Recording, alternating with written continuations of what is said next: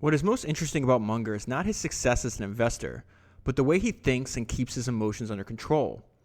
Munger's ability to cut to the heart of an issue with a few well-chosen words is legendary, as is his desire to think independently. A fundamentally important truth is that people rarely make decisions independently. This means that people who can think independently, gain control of their emotions, and avoid psychological errors have an advantage. Warren Buffett once illustrated Munger's desire to do his own thinking with this story. In 1985, a major investment banking house undertook to sell Scott Fetzer. Real quick, Scott Fetzer is the name of a company. It's best well known for selling the Kirby vacuum and the World Book Encyclopedia, but it also owns about a dozen or so other businesses. I had never heard of it before, so I had to look it up. So it says a major investment banking house undertook to sell Scott Fetzer, offering it widely but with no success. Upon reading of this strikeout, I wrote Ralph Shea, then and now Scott Fetzer's CEO, expressing an interest in buying the business. I had never met Ralph, but within a week we had a deal. Unfortunately, Scott Fetzer's letter of engagement with the banking firm provided it with a $2.5 million fee upon sale, even if it had nothing to do with finding the buyer. I guess the lead banker felt he should do something for his payment, so he graciously offered us a copy of the book on Scott Fetzer that the firm had prepared. With his customary tact, Charlie responded, "I'll give you $2.5 million not to read it." So that is from the introduction of the book that I read this week and the one I'm going to talk to you about today, which is Charlie Munger, The Complete Investor by Tren Griffin. And what I was just reading from was actually a direct quote from Warren Buffett from his chairman's letter all the way back in 1999. So last week we did an introduction to Charlie Munger with the wonderful book, The Tao of Charlie Munger, which I'd recommend everybody go out and buy. It's a fantastically easy to read book and a good introduction into the beautiful mind of Charlie Munger. It contains like 130 or so individual essays where the author would take like a quote or a statement by Charlie and then use that to like expound on his own thoughts. And like I said, it's a really easy read and a really good introduction to getting to know Charlie Munger, which I think everybody obviously should get to know. So in that book and in last week's podcast, I covered a little bit about like Charlie's early life and how he got into investing and everything. So I'm not going to cover that this week. Definitely go back and read that. What I'm going to do is just jump right into the highlights and notes that I took while I was reading the book and the things that really stuck out to me. This book is formatted in a similar, but at the same time different way. There's a lot of quotes from Charlie and Warren in this book, but Tren breaks it down into like more like regular chapters. So it reads more like a book than last week's book, where I consider that more like a reference book, where you could just pick it up, read 1 or 2 or 3 essays, put it down, and so on and so forth. You can read Tren's book straight through.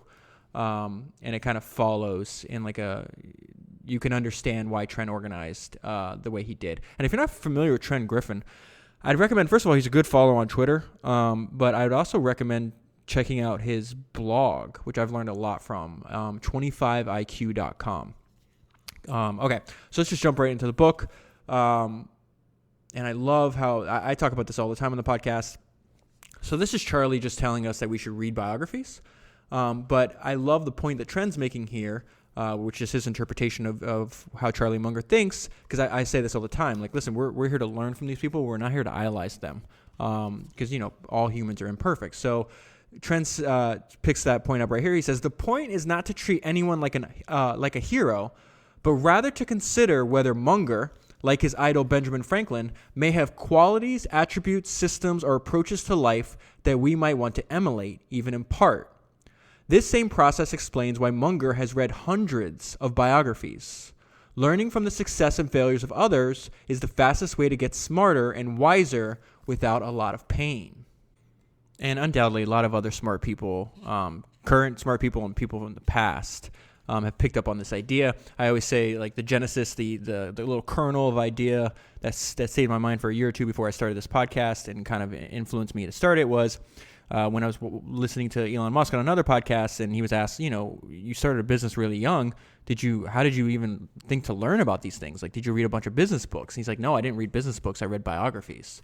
And he thought they were really helpful. I talked last week in the first 5 or 6 minutes of last week's podcast, how every single one of the entrepreneurs that I've studied for this podcast, or nearly every single one, they did the exact same thing, whether it's Jeff Bezos studying Sam Walton, or the founder of Costco, which Jeff talked about, I think he had breakfast with him or something like that. The meeting he had with, his name's Jim Sinegal, I think, was life-changing. So this is definitely a good idea for us to use. And what he's saying here, I love what he says, is listen, we just want to consider whether they have qualities, attributes, systems, or approaches to life that we might want to emulate, even in part. Okay, so let me skip ahead a little bit. And I love this idea, which I think applies to a lot in life, which is simple but not easy. It says, much of what is interesting about Munger is explained by this simple sentence. I observe what works and what doesn't, and why.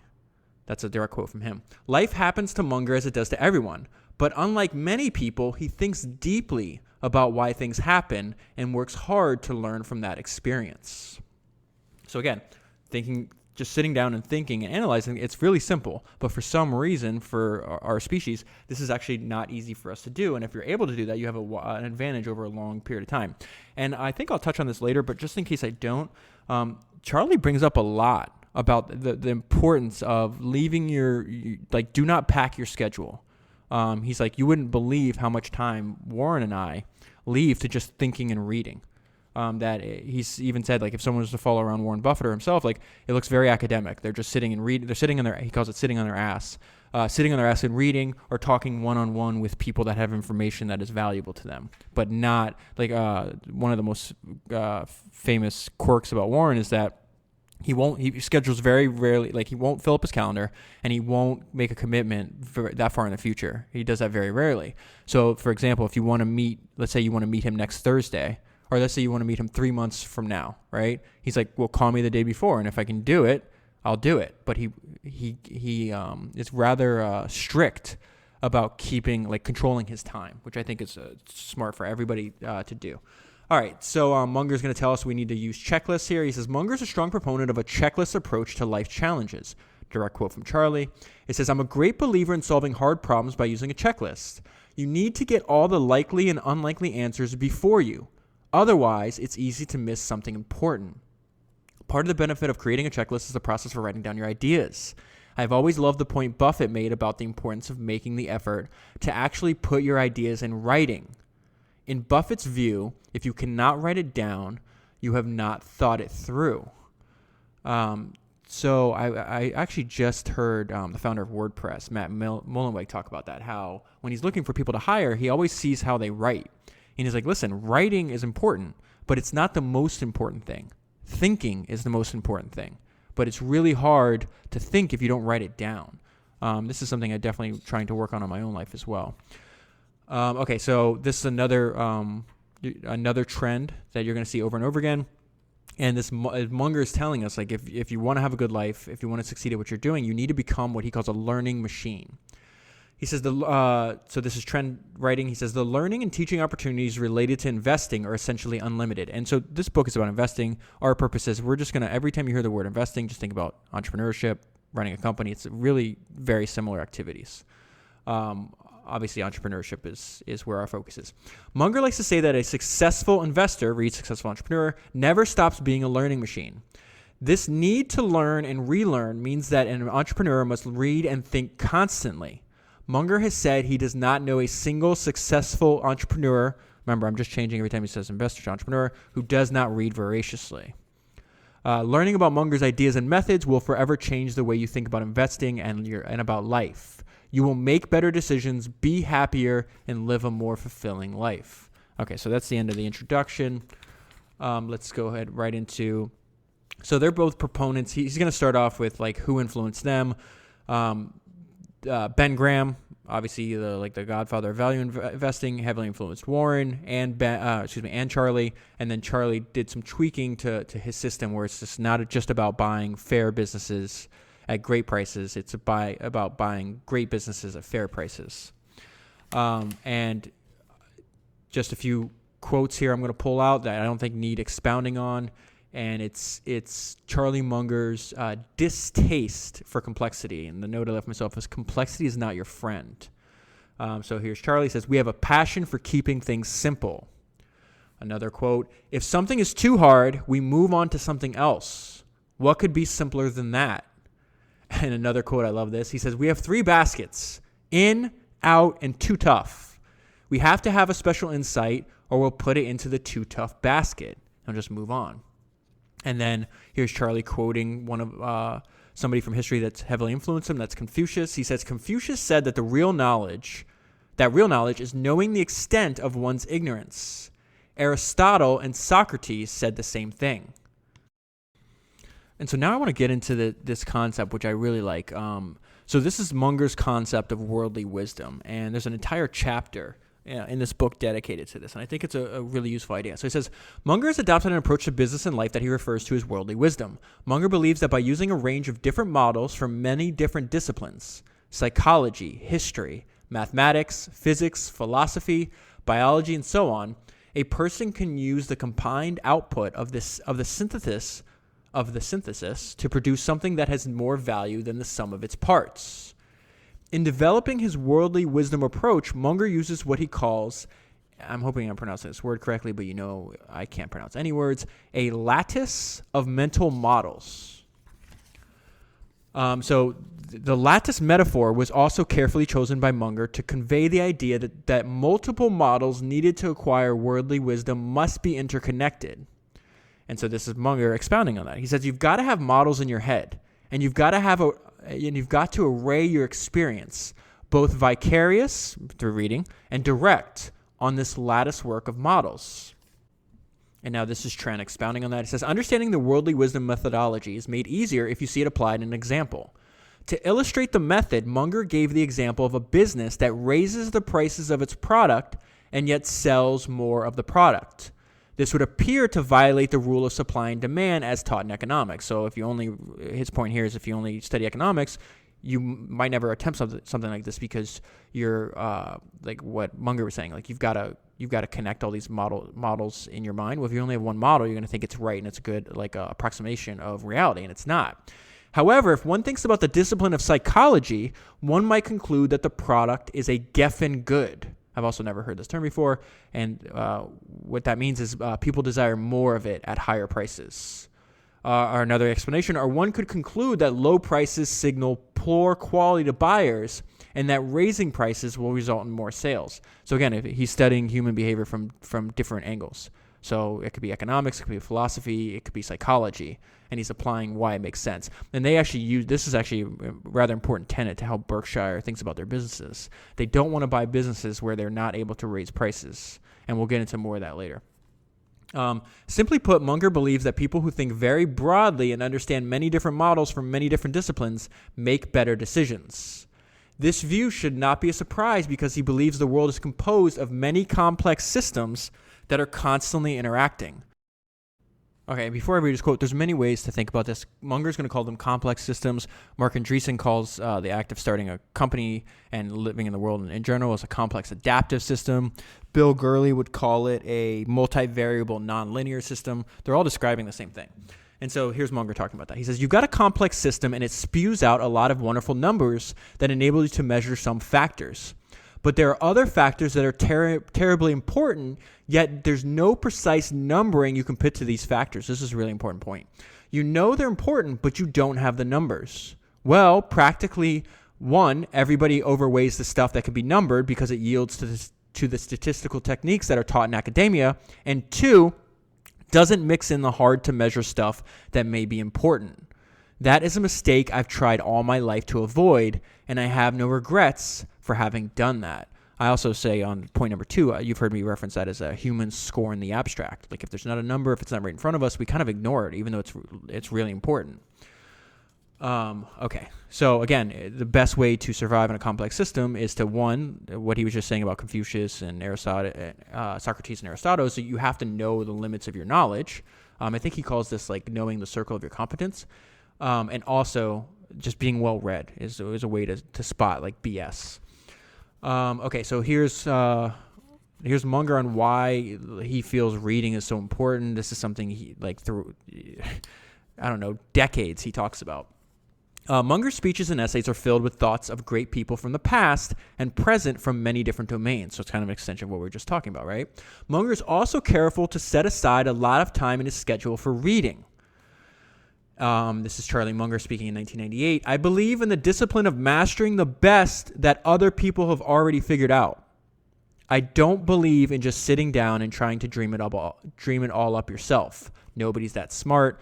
Connects again to what he was saying about the complexity of the world. It's impossible for one person to understand everything. He also applies this to businesses, and I think I've heard Warren Buffett say this as well. He's like, listen, there's only a certain amount of businesses that one human being can know intimately, enough that they can put a large percentage of their assets into. So he talked about why they're not fans of diversification. It's like, I can't understand one individual can't understand 30 or 40 different great businesses, and you don't need to. They always say, like, if you have a handful, I think the number's like 2 or 3 great businesses in your lifetime, you can get fabulously rich. So again, these are all, when you start studying and understanding how their minds work, you see how their philosophy is connected in, like, it's the same philosophy applied to different parts of life, whether it's learning, investing, managing, whatever the case is. And then here's more importance on reading. He's going to continue on this. He says, I constantly see people rise in life who are not the smartest, sometimes not even the most diligent. This is one of my favorite quotes of Munger. I've talked about it in many different places. I may have even mentioned it last week on last week's podcast, but also on my email list. So he said, I constantly see people in life who are not the smartest, sometimes not even the most diligent, but they are learning machines. They go to bed every night a little wiser than they were when they got up, and boy, does that help, particularly when you have a long run ahead of you. So if civilization can progress only with an advanced method of invention, you can progress only when you learn the method of learning. Nothing has served me better in my long life than continuous learning. I went through life constantly practicing, because if you don't practice it, you lose it, the multidisciplinary approach. And I can't tell you what that's done for me. It's made life more fun. It's made me more constructive. It's made me more helpful to others. And it's made me enormously rich. You name it, that attitude really helps. And so Munger applies that to reading. I think it, obviously, I love reading as well, and that's the single best way for me to learn. But I think it applies to so many other things. It applies to podcasts, audiobooks, lectures, videos. However, you got to figure out however you learn. I know some people that they just absolutely cannot sit down and read a book, but they will consume audiobooks, voraciously. It doesn't. To me, it's all the same. It doesn't matter. Okay, just whatever works for you. What is it? Okay, so now he's got this famous speech on YouTube, and it's called The Psychology of Human Misjudgment, and it's like an hour and a half lecture. I'd recommend reading it. But this chapter I'm in has the same title, and I'm just going to pick out some things where he feels like he's identified through studying the humans, like where we're most likely to make mistakes, and then, being aware of that mistake and then trying to avoid it in our own life. So I'm just going to pull out some of the parts that I found most interesting. And the first one is this thing called reward and punishment super response tendency. And so let me just read this quote from Munger. He was talking at Harvard University in 1985, and this is what he said. Almost everyone thinks he fully recognizes how important incentives and disincentives are in changing cognition and behavior. But this is not often so. For instance, I think I've been in the top 5% of my age cohort almost all of my adult life in understanding the power of incentives, and yet I've always underestimated that power. Never a year passes, but I get some surprises that pushes a little further my appreciation of incentive superpower. And another way to say this, he said a few years later, was, the iron rule of nature is that you get what you reward for. If you want ants to come, put sugar on the floor. Okay, so he's just saying, listen, we are heavily influenced by incentives. So whether you're thinking about that from product design or dealing with other people or just analyzing, why would somebody do that? There's usually an incentive hiding behind that. So it says this applies to. They talk a lot about the importance of incentives when you're figuring out compensation in your company, right? So it says Munger believes that structuring compensation incentives is critical. If the right structure exists, then a seamless web of deserved trust. This is also a term that's repeated over and over again, can be created, which lessens problems related to this tendency. For example, it is surprising how many people fail to recognize how performance suffers if you pay someone in advance rather than after the work has been completed. It's precisely because of the dangers of misaligned incentives that Munger and Buffett choose to make compensation decisions themselves, whereas they delegate almost all management responsibility. So what they're talking about there is this weird, maybe weird's not the word, this unique way that the conglomerate that is Berkshire Hathaway is structured, where it's almost completely decentralized. They're famous for buying businesses and then leaving the people alone to run them.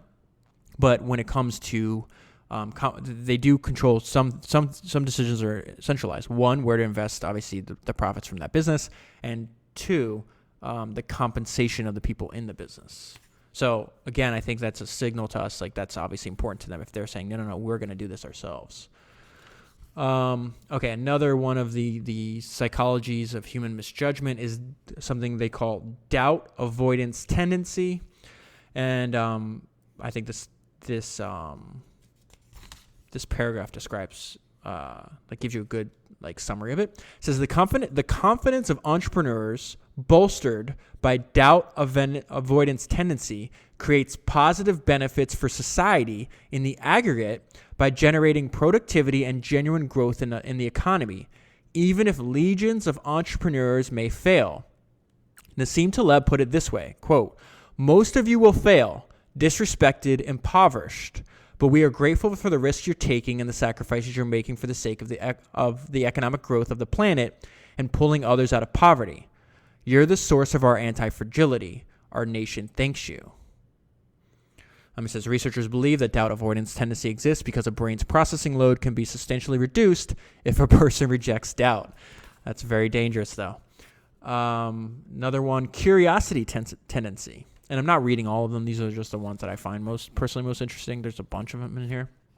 All right, so curiosity tendency. This is Charlie Munger on that. Experience tends to confirm a long-held notion that being prepared on a few occasions in a lifetime to act promptly in scale in doing some simple and logical thing will often dramatically improve the financial results of that lifetime. So this is kind of a core tenet of the way they invest, right?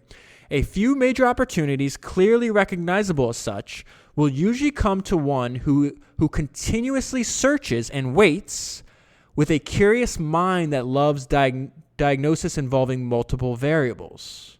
Okay, so there's the whole complexity thing again, and the whole reason to be a learning machine, because he's saying it's a curious mind.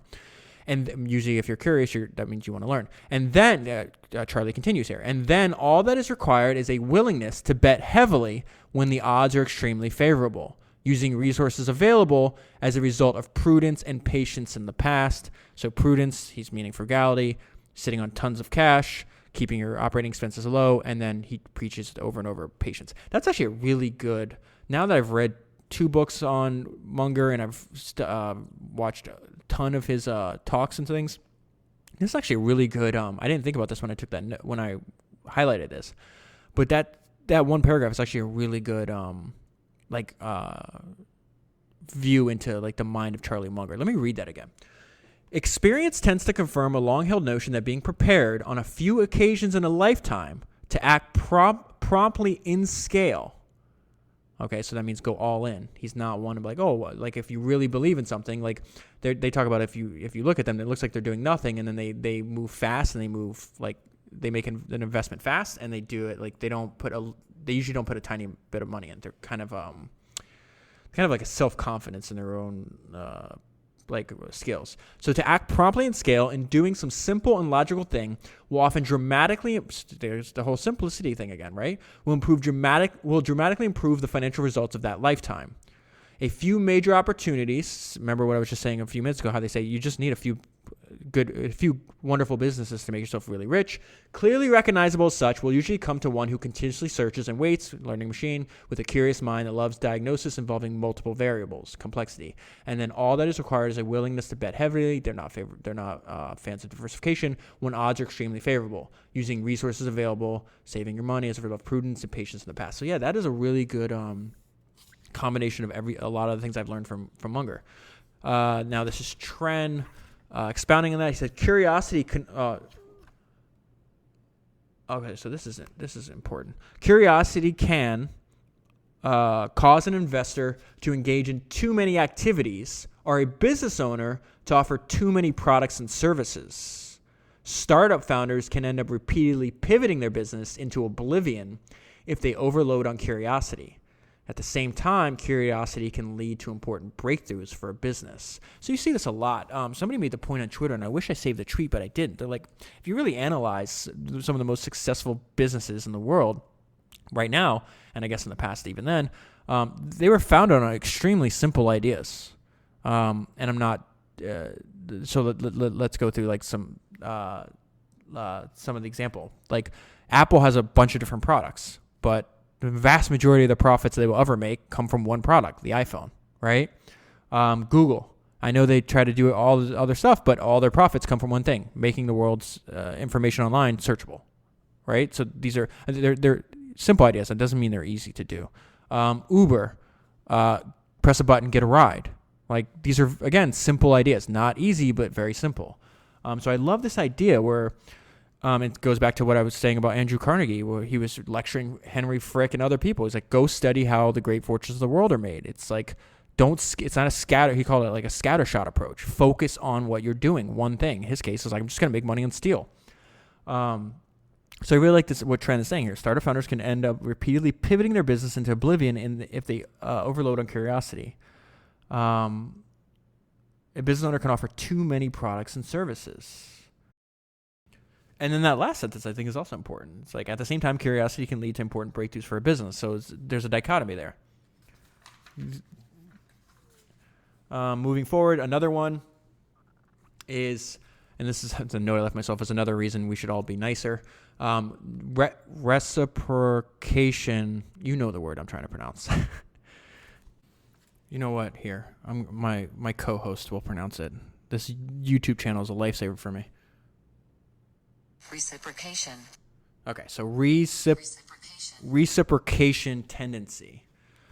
So this is Charlie Munger on it. The automatic tendency of humans to reciprocate favors and disfavors has long been noticed as extreme. What an interesting choice of words. Extreme. So this is Tren talking about this. Actually, he's quoting. He's the guy that wrote Influence, Cialdini. I think it's how you pronounce his last name. People will help if they owe you for something you did in the past to advance their goals. That's the rule of reciprocity. That's the end of his quote. The reverse is also true if you have done something that negatively affects a person. The urge to reciprocate favors and disfavors is so strong that even someone smiling at you is hard not to reciprocate. The indebted feeling that humans have when they receive a gift tends to make that person feel uncomfortable until he or she can extinguish the debt. So this is him, obviously, studying psychology. And the reason I said there's another reason we should be nicer is because, you might be having a bad day and take it on somebody else. But then what is he saying? He's like, the automatic tendency of humans to reciprocate favors and disfavors has long been noticed as an extreme. And what I always talk about in the podcast, something I've learned from studying other areas of history, is like humans are what I call virtuosos of violence. And you just don't, we're unpredictable. And you just don't, there's no reason to go around making enemies. Just be nicer, and that person's hopefully is not going to feel the need to reciprocate what Tren here is calling a disfavor. Okay. Moving ahead. This is funny. This one is called excessive self-regard tendency. So it says, this is Tren talking, companies are not immune from this excessive self-regard tendency, including Berkshire's portfolio companies. And now Charlie's going to talk about this. He said, Geico got to thinking that because they were making a lot of money, they knew everything. So anybody with the experience of in the the ecosystem of entrepreneurship has seen this behavior before. Because they were making a lot of money, thought they knew everything, and they suffered huge losses. All they had to do was to cut out all the folly and go back to the perfectly wonderful business that was lying there. And this happens to people that should have a high, regard. We're all prone to excessive self-regard. Think about the entire podcast I just did on Steve Jobs' time at Next. When you create an amazing product and you're in your early 20s, you're worth hundreds of millions of dollars in the 70s, I think the early 70s, 80s, and you do that for a decade, then you come back and the entire book, Randall Strauss's book, The Next Big Thing, in case you haven't listened to the podcast yet, is all about this excessive self-regard. It's amazing to me the difference between the quality of entrepreneur in Mike Moritz's book, Return to the Little Kingdom, which is at the beginning, focused on just the beginning of Steve Jobs, where, he's still like a young and immature, but he's undoubtedly like a talented entrepreneur. And then obviously what we see when he comes back to Apple in the late 90s and early 2000s, compared that's the same person that in the, let's say, the late 80s, early 90s was doing everything incorrectly. So we're all prone to this. I'm definitely prone to it as well. So it's something to be aware of. Another one, social proof tendency. Here's Charlie Munger on that. Big shot businessmen get into these waves of social proof. Do you remember some years ago when an oil company bought a fertilizer company and then every other major oil company practically ran out and bought a fertilizer company? And there was no more damn reason for all these oil companies to buy fertilizer companies, but they didn't know exactly what to do. And if Exxon was doing it, it was good enough for Mobil and vice versa. I think they're all gone now, but it was a total disaster. And Tren expounding on that, humans have a natural tendency to follow a herd of other humans. In other words, because humans do not have unlimited time and complete information, they tend to copy the behavior of other humans. I love the Munger's use of this word constantly. So this is the twaddle tendency. Charlie Munger speaking. It says, it's obvious that if a company generates high returns on capital and reinvests at high returns, it will do well. So right, another thing that's simple but not easy. But this wouldn't sell books. So there's a lot of twaddle and fuzzy concepts that have been introduced that don't add much. And so he talks about that constantly, about modern finance is all twaddle, which is just really a polite way of saying bullshit. And I just love, I absolutely love this idea about what we're doing here is real simple. It's not easy, but again, no one can sell you it. And another reason I think why he's read hundreds of biographies as opposed to hundreds of the latest business book. And I felt when I was, let's say, I'd have to go back and look at Amazon, but let's say the last 12, 14 years, I bet you when I started college, I read a lot of business books. Here's this one idea, and then it took me way later in life to actually skip over and get over that phenomenon. Because you're young, you don't know anything about the world. I still don't know that much about the world, and you're just looking for answers, and you're trying to seek. It's this guy must know, or this girl must know what's going on because they have a book and it was published, and the idea is obviously good, and you realize that's not an indication that the idea is good. So I love this quote, and I just want these traits. This is Roger Lowenstein, who's this is a quote from the biography he wrote on Warren Buffett. It says, "Genius was largely a genius of character, right? Not intellect," which is a very important, interesting distinction in my opinion. So what it's saying, largely a genius of character, of patience.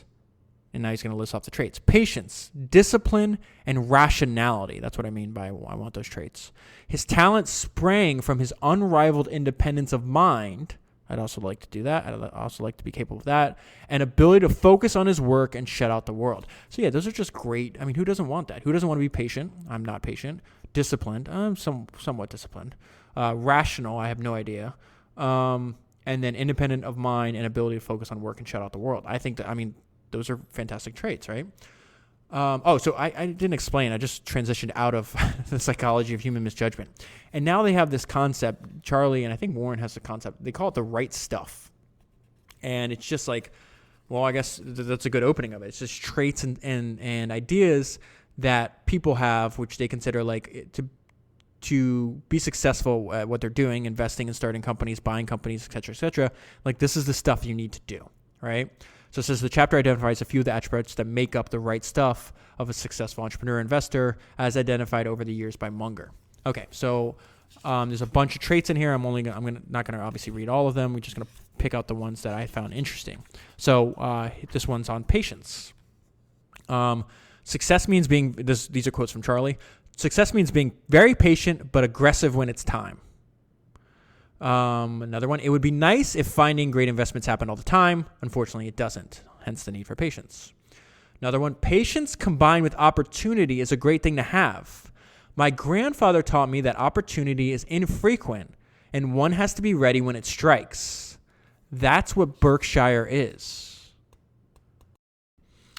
And then later on, this is interesting. He's telling us that we need to study probability. Here's a quote.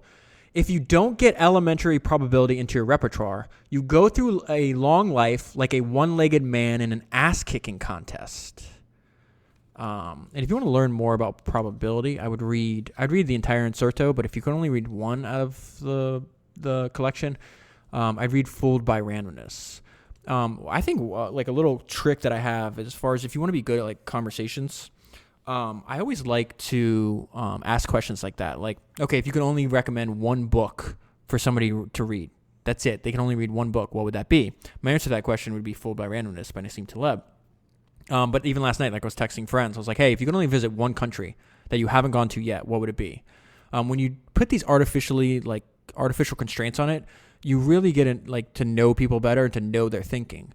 Sometimes I'll ask the question like when I'm at dinner, okay, you're trapped on a desert island. You're going to be trapped on a desert island.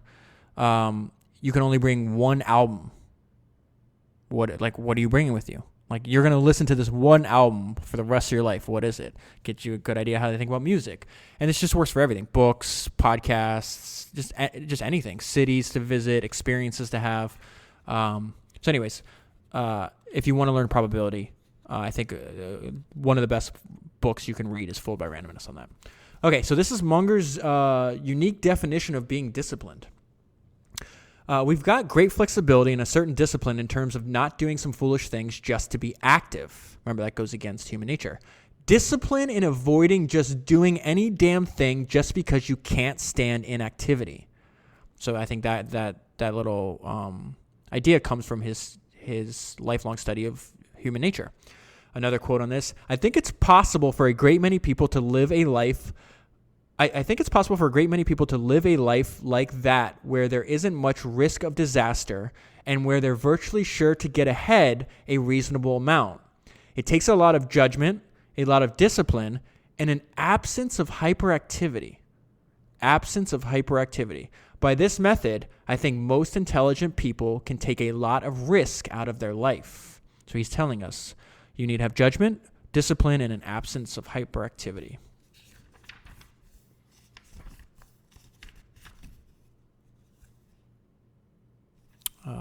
Another one of his traits, what he calls the right stuff, is honesty. And here's him talking about that. Generally speaking, when Berkshire has the power, we try to be more than fair to the minority who don't have the power and who depend on us. You can say, aren't they wonderful moral people?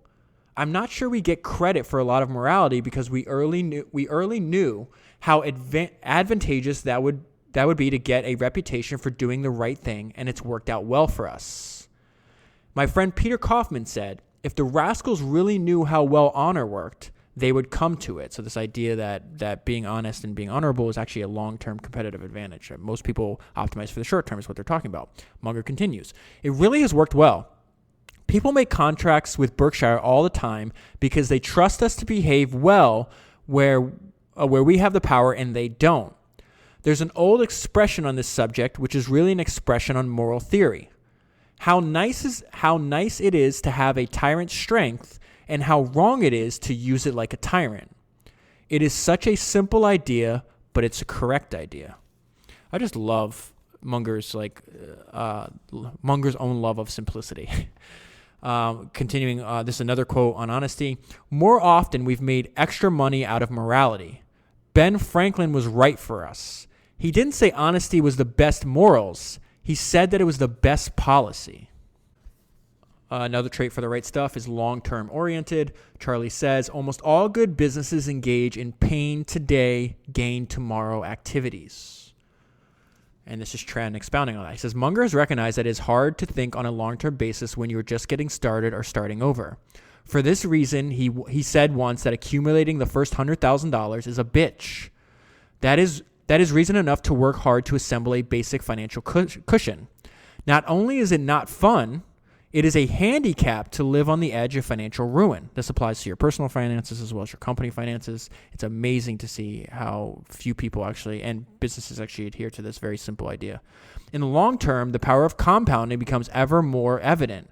Unfortunately, understanding the power of compounding is not a natural state for the human race.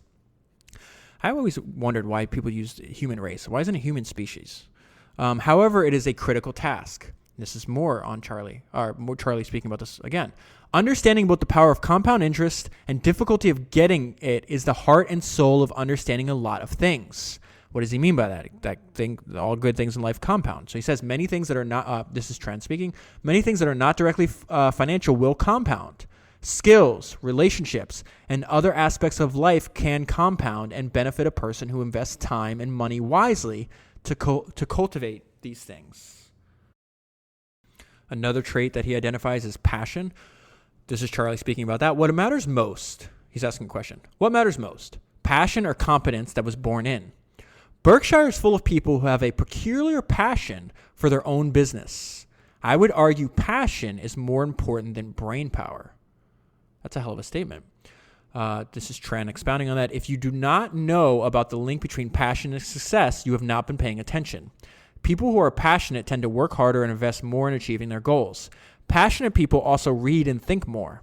Passionate people tend to have an informational edge over others who are not as passionate. This is also an indictment. If this is true, which I tend to believe it is, it's an indictment on our education system. And then I just read, who knows how they come up with these calculations, if it's true or not, but like 75% of people, I think this was just in the United States, are working in a job that they don't like. They're just literally doing it for money. Well, it's really hard to be really great at something that you don't actually care about. And if you don't actually care about it, you're not going to invest the time outside of work to get better at your skill, whether it's reading and understanding the history of the industry that you're in, or doing what Danny Meyer and Bill Gurley call professional research.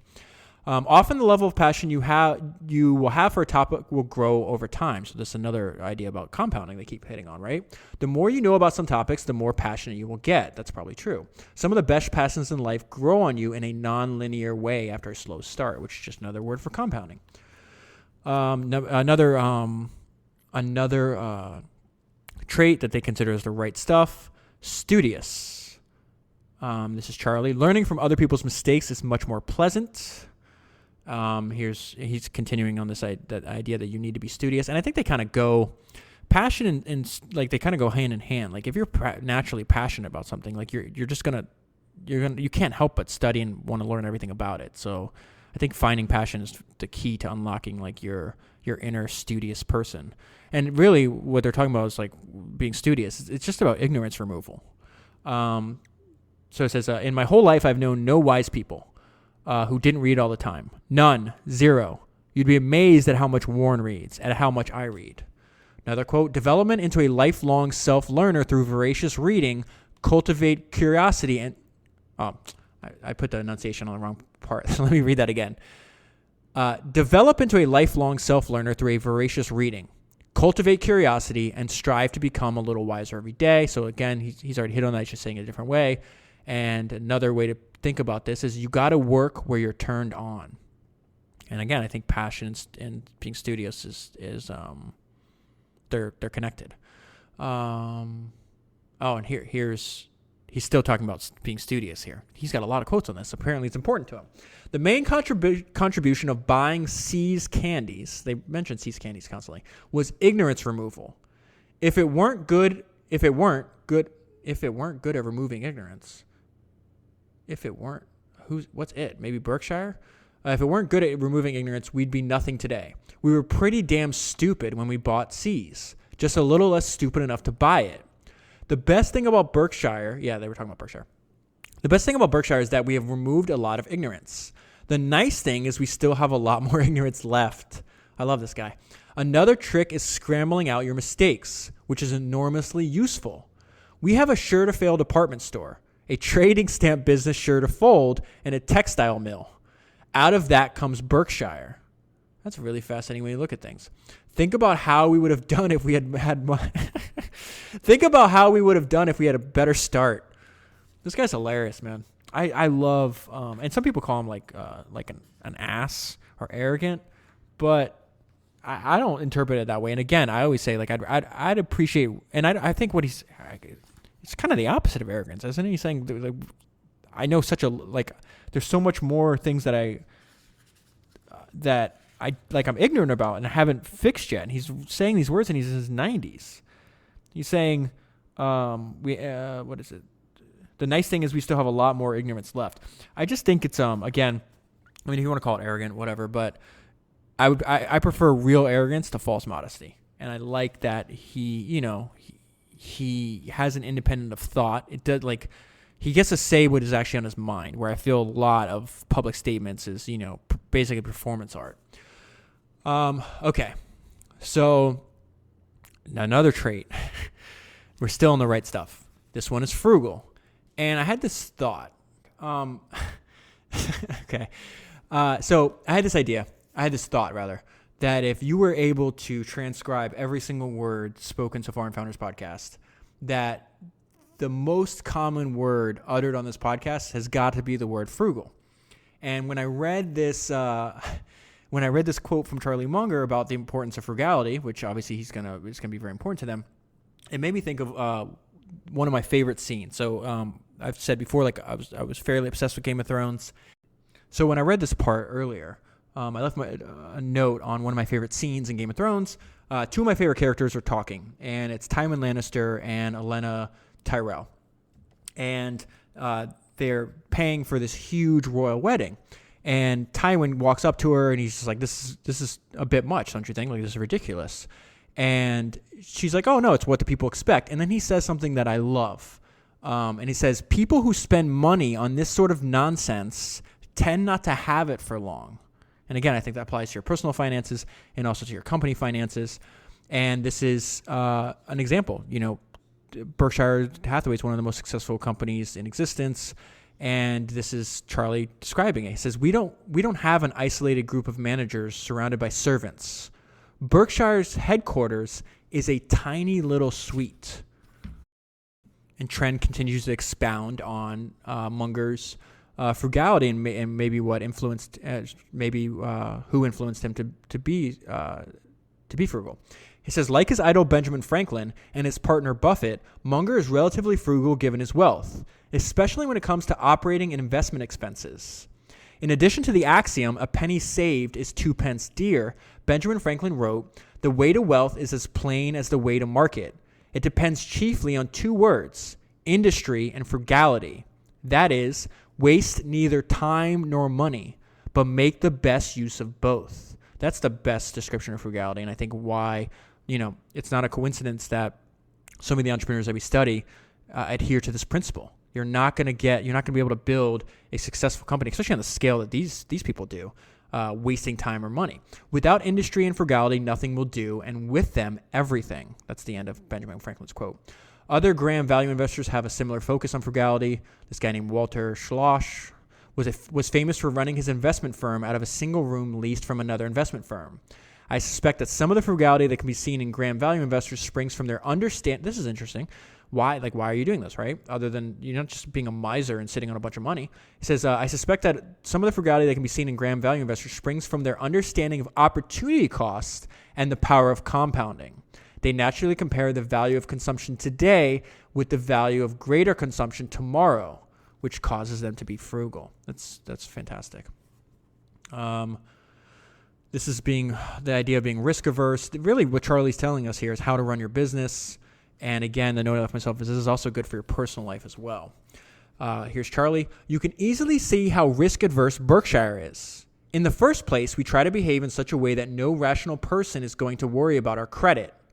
And after we have done that, we also behave in such a way that if the world suddenly didn't like our credit, we wouldn't even notice it for months because we have so much liquidity. That double layering of protection against risk is as natural as breathing around Berkshire. It is just part of our culture. Okay, so I'm skipping way ahead in the book now. Towards the end, they have another chapter. It's called The Right Stuff, but this is the right stuff in business. And they're talking about like how they actually manage Berkshire and what they prioritize. So this is on the importance of capital allocation in the management of a business. One major fundamental aspect of any business is management. Munger and Buffett are famous for delegating almost all authority and responsibility to Berkshire's subsidiaries to run their own business. This is what I was mentioning earlier, with the exception of capital allocation and the creation of compensation systems. In other words, while management of the business within Berkshire is extremely decentralized, the management of capital allocation and compensation systems is extremely centralized. So you have a decentralized management of the business of the subsidiaries, and yet the complete control of capital allocation and compensation systems. Munger and Buffett believe that capital allocation is a skill that many managers simply do not learn before they become chief executive officers of companies. They believe this could create big problems for a business because the CEO will often not know how to make critical decisions that will maximize shareholder return. And you can argue that's one of, in addition to many of his other talents, Jeff Bezos is fantastic at this. The most important task in a capital allocation is to take cash generated by a company and deploy it to the very best opportunity and avoid what Buffett called the institutional imperative. Now, what's the institutional imperative? This is a quote from 1989 from Warren Buffett. Rationality frequently wilts when the institutional imperative comes into play. For example, number one, as if governed by Newton's first law of motion, an institution will resist any change in its current direction. Number two, this is such an important point. Just as work expands to fill available time, corporate projects or acquisitions will materialize to soak up available funds. I don't think I've ever heard anybody else say that. 3, any business craving of the leader, however foolish, will be quickly supported by detailed rate of return and strategic studies prepared by his troops. So, fake work. 4, the behavior of peer companies, whether they are expanding, acquiring, setting executive compensation, or whatever, will be mindlessly imitated. So he's telling you to avoid all this. And those 4 things he calls institutional imperative. This is trend now. The culture at Berkshire has been created by Buffett and Munger so as to reject the institutional imperative like a foreign body. The heads of many companies are not skilled in capital acquisition. Another thing that they say is a skill that you need to develop in business, and I'll expand on this because they have an entire chapter just on moats, but they say you need to develop moat widening skills. This is what I mean about the ability to raise prices that they love. Charlie says, I can see instance after instance where that isn't what people do in business, meaning widening the moat. One must keep their eye on the ball of widening the moat to be a steward of the competitive advantage that came to you. Munger wants managers of the business who have an ownership mentality toward the business. And Munger is now going to quote Carnegie and others. Carnegie was always very proud that he took very little salary. Rockefeller and Vanderbilt were the same. It was a common culture in a different era. All of these people thought of themselves as the founder and their partners as founders. If you think about Carnegie's unique private partnership, they all had a small percentage of the business. And so what are they actually taught? Like, why would you do that? And the importance is they want risk and benefits to be symmetrically allocated. So skin in the game, in other words. This is an interesting thought I've never heard of. This is Munger on the curse of scale. For example, if you worked for AT&T in my day, it was a great bureaucracy. Who in the hell was really thinking about the shareholder or anything else? And in a bureaucracy, you think the work is done when it goes out of your in-basket into somebody else's in-basket. But of course it isn't. It's not done until AT&T delivers what it's supposed to deliver. So you get big, fat, dumb, unmotivated bureaucracies. The constant curse of scale is that it leads to big, dumb bureaucracy. This is kind of... I never articulated it this way, but this is kind of why I would say I favor smaller companies and I try to support independent entrepreneurs whenever I can, because as businesses grow, inevitably, as they scale, the end result for the result for the end user is usually worse. Some of the best service you're ever going to get and some of the best products you're going to get are, small batch independent owners, people that are actually there. In a large company, the owners are separated from the customers in many cases. So I love that. The constant curse of scale is that it leads to a big dumb bureaucracy. And who's going to get great products or services from a big dumb bureaucracy? Let's see. This is Charlie telling us how to make decisions. Intelligent people make decisions based on opportunity costs. In other words, it's your alternatives that matter. That's how we make all of our decisions. And this is the chapter on moats. So there's a bunch of, just like anything else, he's got like a bunch of numbered lists about what he feels builds a moat. Some of them I don't even know if like they made sense to me, so I skipped over a bunch. But I'm just going to pull out the ones that are interesting. So one, supply side economies of scale and scope. If a company's average cost, this is how you widen a moat. So basically they're saying, hey, if you don't have a moat, you can't raise prices. If you don't have a moat, if you can't raise prices, you might have a commodity business, which means you have heavy competition and all your profits are going to be competed away eventually. So it says supply side economies of scale and scope. If a company's average costs fall when more of a product or service is produced, there are supply side economies of scale. Intel is a classic example of a business that benefits from economies of scale. And so this is, it says, regarding the impact of supply-side economies of scale, Munger has pointed out. Now we're going to go some quotes that illustrate how he's thinking on this. In some businesses, the very nature of things cascades toward the overwhelming dominance of one firm. It tends to cascade to a winner-take-all result. And these advantages of scale are so great, for example, that when Jack Welch came into General Electric, he just said, to hell with it. We're either going to be number one or number two in every field we're in, or we're going to be out.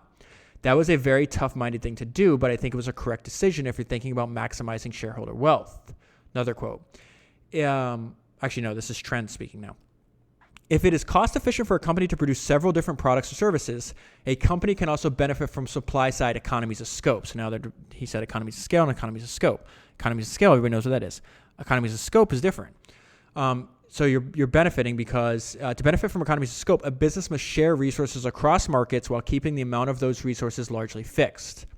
Businesses that desire to benefit from economies of scope must avoid running as isolated units. So basically, you have one successful product. The customer already knows who you are. If they already know who you are, they're more likely to buy another product from you. That's economies of scope. This is the benefits of expanding a moat with demand-side economies of scale, which almost no one uses that term, and everybody uses the other moniker for this, which is network effects. I'm not going to spend too much time on this because it's talked about ad nauseum. It says demand-side economies of scale, also known as network effects, results when a product or service becomes more valuable as more people use it.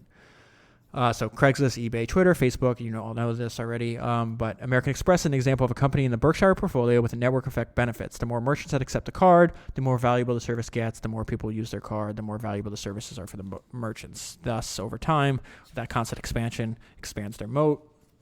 Another way to expand a moat is brand. And that's very different. So it says a moat powered by brand is something very different from one created via supply side or demand side economies of scale. Now, they're going to use, regarding brand power, this is Charlie Munger. He says, this is really interesting, thinking about what, everybody's like, I'm building a personal brand, or we think about branding, all this, kind of like, I hate when people talk like that. But, and the reason I hate when people talk like that is because they're not really like adding anything new to discussion. They're just kind of mimicking other people, right? I never thought about...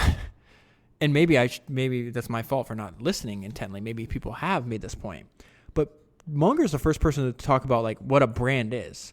A brand is just an informational advantage. It's a way in a small amount, whether it's the name of a company, a logo, an image, whatever, to convey a lot of information about that, right?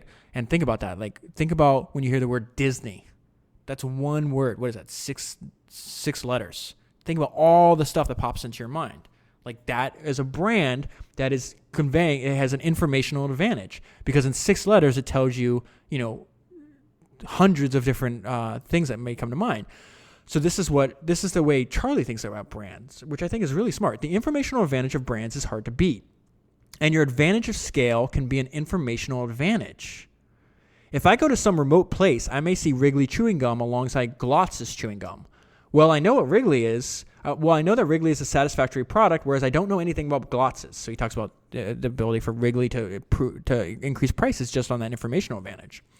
So in effect, Wrigley, simply being so well known, has an advantage of scale, what you might call an informational advantage. Everyone is influenced by what others do and approve. We already covered this earlier. Another advantage of scale comes from psychology.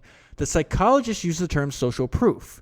We are all influenced subconsciously and to some extent consciously by what we see others do and approve of. Therefore, if everybody's buying something, we think it's human. All told, your advantages can add up to one tough moat. A very important test for Buffett and Munger in determining, this is Tren talking, in determining the strength of a brand-based moat is whether a competitor can replicate. This is another interesting idea. So a very important test for Buffett and Munger in determining the strength of a brand-based moat, so how do you check that? How do you know this? Is whether a competitor can replicate or weaken the moat with a massive checkbook. As just one example, here's what Buffett said about Coke at the 2012 Berkshire meeting. If you gave me $10, $20, or $30 billion to knock off Coca-Cola, I couldn't do it.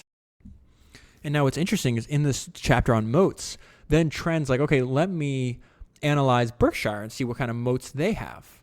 And he says some companies like Berkshire have been able to create a moat as a result of a combination of better systems and culture than their competitors. So I'm just going to go over some of the ideas that he has. Number one, what adds to the moat of Berkshire? It says Berkshire is tax efficient. They're well known for buying something and then holding it forever. And if you let something compound for 30 years and you don't pay taxes on it once, you save a ton of money over that time period. Another one, which is just another way to say they're frugal, is they have low overhead. And this is a quote from the New York Times. It says, Berkshire has a corporate headquarters with a mere 25 people on a single floor of an office building. From there, Mr. Buffett and his staff allocate capital and contemplate acquisitions of sales, hire or fire people to run those portfolio companies, and otherwise stay out of the way.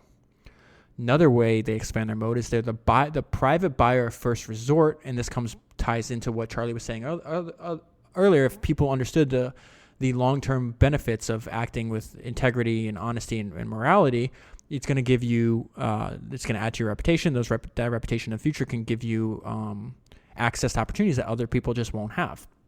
So it says, if you've spent your life building a business and decide to sell the company, Buffett and Munger offer you a unique opportunity. They will let you, and in fact want you to, continue running the business.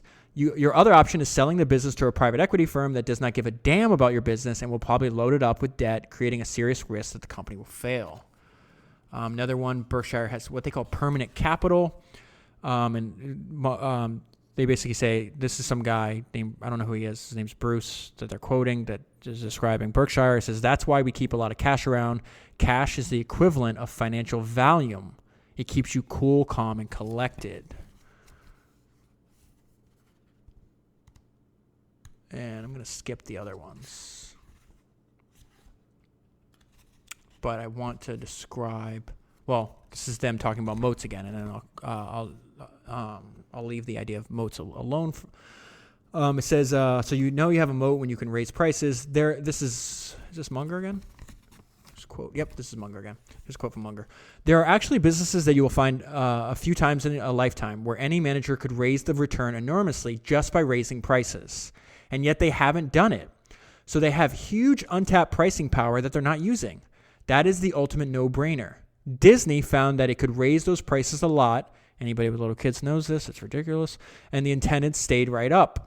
So a lot of the great record of, they're just naming some old CEOs of Disney, came from just raising prices at Disneyland and Disney World and through video sales of classic animated movies. At Berkshire Hathaway, Warren and I raised the prices of See's candy a little faster than others might have. And of course, we invested in Coca-Cola, which has some untapped pricing power. Creating a moat is something that people like Ray Kroc, founder of McDonald's, Sam Walton, Estee Lauder, Mary Kay Ash, and Bill Gates have accomplished. And finally, I'll close on this. And this is Tren talking. And this is really my Other people throw around the term mental model a lot. And for a while, I didn't even know what the hell it was. And I think this is just the easiest way to think about what it is, at least in terms of what we're trying to accomplish here on the podcast. So it says, with that last bit of wisdom, I send you off into the world, hoping that you too learn to concentrate and invest successfully. Whenever in doubt about making a decision related to investing or otherwise, ask yourself this: what would Charlie Munger do? And so what I mean is what I mean by that's my definition of a mental model. The reason that I read, so I didn't just read one book on Steve Jobs. I read like 6, and I try to go deeper on these people is because you're exposing yourself to a lot of information, and more importantly, how they think. And to me, that's what the mental model is. Like if you constantly reading biographies on Henry Ford, Steve Jobs, et cetera, you're going to eventually be able to, in your own mind, develop a mental model of how they think. And then when you're presented with a decision, this is kind of the transmission of the ideas that are in these biographies, right? The practical application of these ideas is you can sit there and say, okay, I'm presented with an opportunity. What would Charlie Munger do? What would Henry Ford do? What would whoever you personally identify with their philosophy of business do? Same reason if you're on my email list. Like I take notes on a lot of the same people over and over again, because what I'm doing is I've identified people that I admire their mind, and I'm trying to go deeper so I can develop mental models on them. So I was one example is this: Mark Andreessen was giving a talk, and he's one of the people that I'm interested in how he thinks, but he's done his own research on Peter Thiel. And I think he thinks Peter Thiel is like one of the smartest people around. And so he says he has a mental model of Peter Thiel. And as he goes about his day, he says he has a little Peter Thiel on his shoulder. And he'll ask himself, well, what would Peter Thiel say, or what would Peter Thiel think or do, or whatever the case is. And I don't think you need mental models. There's been I don't even know how many founders we've covered so far. But over time, being exposed to more of these ideas, you're going to identify the people that they click with you. You can't even really... I don't even think you can explain why. Maybe you can point to certain ideas that you like of theirs, or certain ways they run their business or whatever it is. But it's like deeper than that. It's like more of like an abstraction. So that's the way I think whenever I hear people talk about mental models. Now I think of them like personal mental models. I know other people's like, this is my framework on how I make decisions. I wish I could say I have those. I just don't. I think of things in like I said, and maybe it's because I spend so much time studying people, as opposed to just, decision frameworks or whatever the case is. So, anyways, Charlie Munger, if you want to learn more about him, if you want if you thought this podcast was interesting, you probably like the book. So if you want to read the book, there's a link in the show notes. You can just click it and it takes you right there to the book. You can buy it. If not, you can go to amazon.com/shop/founders podcast. You'll see this and every other single book. It's like the visual representation of this podcast presented in reverse chronological order. If you purchase using either the links in the show notes or going to that URL, the Amazon will give me a small percentage of the sale and no additional cost to you. So it's a great way for... I always say you're supporting yourself because you're getting a book that'll benefit your life, and you can apply those the ideas that you learn in that book to your own work and get an unbelievable return on that investment. You're supporting the author who's taken a lot of time writing these books, and you're supporting me who's hopefully introduced you to these ideas and expanding it to an audience that may not have known about those ideas. Other than that, if you're listening to this and you have not become a misfit yet, misfits are the people that financially support this podcast. As you see, I don't do any ads on the podcast. I rely on the people that get value out of my work. As a result, half of my podcasts, like this one, are ad-free and free to everybody. You don't have to do anything but press play and listen, and you get the benefit of me reading, taking notes, and doing all this work. But if you want more, every other podcast I do is reserved exclusively for misfits. So if you haven't signed up yet, you're missing out on half the podcasts. You can click the link. Oh, so I need to bring this up. Several people have sent me messages and said, David, you are not being clear. You're not communicating clearly. So I've gotten this message enough times that I need to figure out another way to do this. They're like, I wanted to sign up for Misfits. I couldn't figure it out, or it's not they had to it wasn't making it easy. So I thought I was making it easy because I include every single link in your podcast player. And 90-something% of the people listen to me on Apple Podcasts or Overcast. And they make links clickable. So when you're listening to me, you just click on the link. If you want to sign up for your Misfit, you click on it. You can use Apple Pay in like 10 to 20 seconds. You'll have the private RSS feed, which is all what a podcast really is, the private podcast feed installed into your podcast player of choice, and then you can listen to all the unlocked. You're unlocking all the Misfit podcasts that you haven't heard yet if you haven't upgraded. So I thought that was really easy. Some people prefer just to go to the URL. So you can open up the browser on your phone, go to glow, GLOW.fm. You know, every podcast, like the .fm extensions, like every podcast service or podcast loves that extension. But anyways, glow.fm/founders. So you can either go directly to the URL and do that, or you can tap the link that's in the show notes. Or if you want to take a roundabout way for some weird reason, you can also go to founderspodcast.com. And I have the link on every single podcast I've done. Although people said that I should have it like right in the beginning of when you go to the website. So anyways, I appreciate the feedback. And I know that I'm obviously making a mistake if multiple people have run into the same thing. And that's obviously not my desire. My desire is to make it as simple and easy for you to support. So if you sign up here's the thing. If you sign up for Misfits, you pay a small monthly fee. If you're willing to pay a small monthly fee and press play, you're going to get 4 podcasts because I have 2 free and 2 Misfit podcasts a month.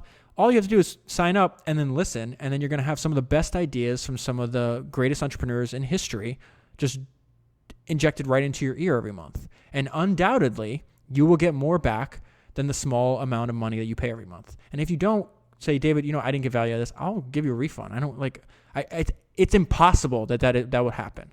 So if you haven't done it, I know some people are like, oh, it's kind of a pain in the ass. I promise you, the company I use, Glow, they made it all.